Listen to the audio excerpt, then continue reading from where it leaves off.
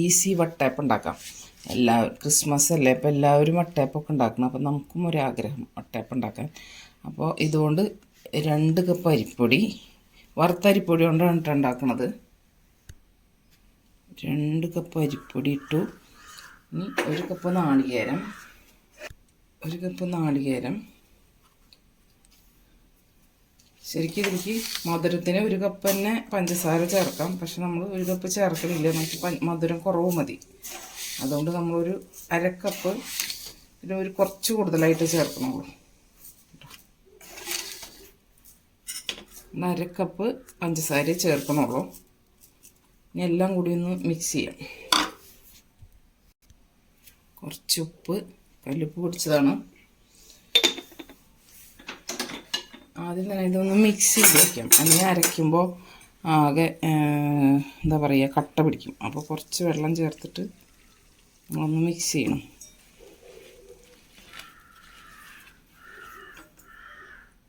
വെള്ളം ചേർത്തൊന്ന് മിക്സ് ചെയ്തതിന് ശേഷം അരച്ചെടുക്കാം.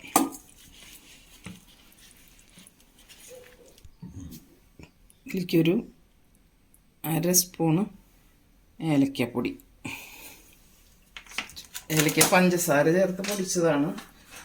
പിന്നെ നമ്മുടെ ഈസ്റ്റ് ഇത്തിരി ചൂടുവെള്ളത്തിൽ മിക്സ് ചെയ്ത് വെച്ചിട്ടുണ്ടായിരുന്നതാണ്. കുറച്ച് പഞ്ചസാര ചേർത്തിട്ട് കേട്ടോ, അതും കൂടി ചേർത്ത് നന്നായി ഇളക്കാം. ഇനി ഇത് നന്നായി അരച്ചിട്ട് കാണാം.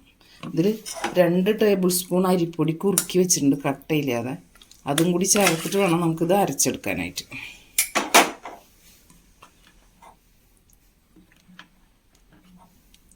നന്നായി അരച്ചിട്ട് കാണിച്ചു തരാം.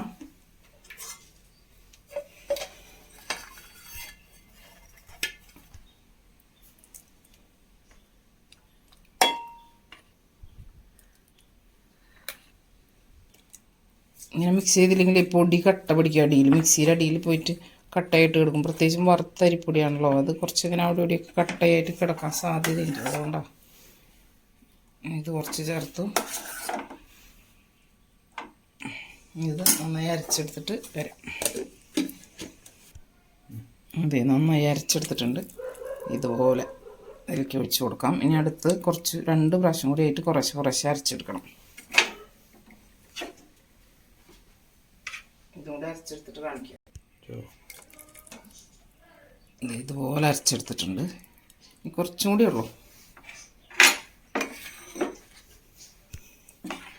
അങ്ങനെ നമ്മുടെ മാവ് ഇവിടെ റെഡി ആയിട്ടുണ്ട്.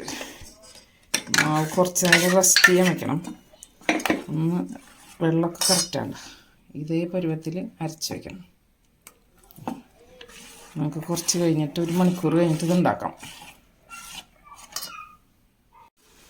നമ്മുടെ വട്ടയപ്പം ഉണ്ടാക്കാനുള്ള മാവൊക്കെ ഇതും പൊന്തി വന്നിട്ടുണ്ട്.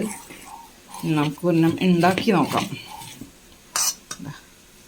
അപ്പോൾ ഇത് പ്ലേറ്റ് എടുത്ത് അതിലൊരു തുള്ളി നെയ്യാക്കിയിട്ടുണ്ട്. അതൊന്ന് ജസ്റ്റ് ഒന്ന് അങ്ങനെ ആക്കി കൊടുക്കാം. ഇനി നേരെ ഇഡ്ഡലി തട്ടിലേക്ക് വെക്കാം. ഇഡ്ഡലി പാത്രത്തിലേക്ക് വെച്ചു ഒഴിച്ചു കൊടുക്കാം.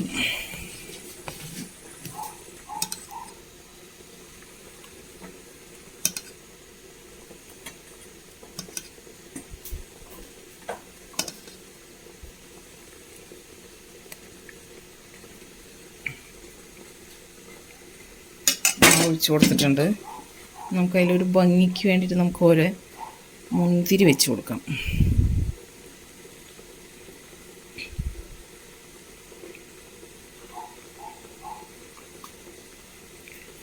ഇടയിൽ ഒരു അണ്ടിപ്പരിപ്പും.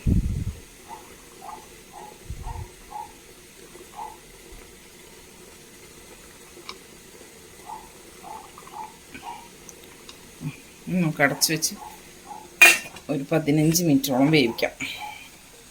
നമ്മുടെ വട്ടയപ്പം വെന്തോന്ന് നോക്കാം നമുക്ക്.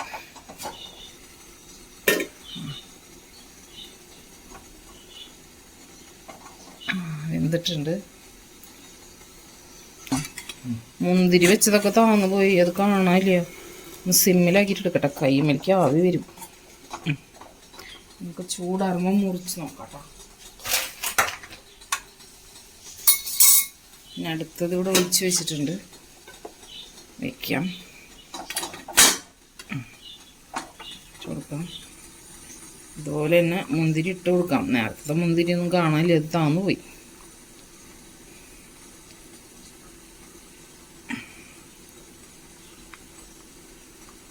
ഒരു അണ്ടിപ്പരിപ്പും കൂടി വെച്ച് കൊടുക്കാം.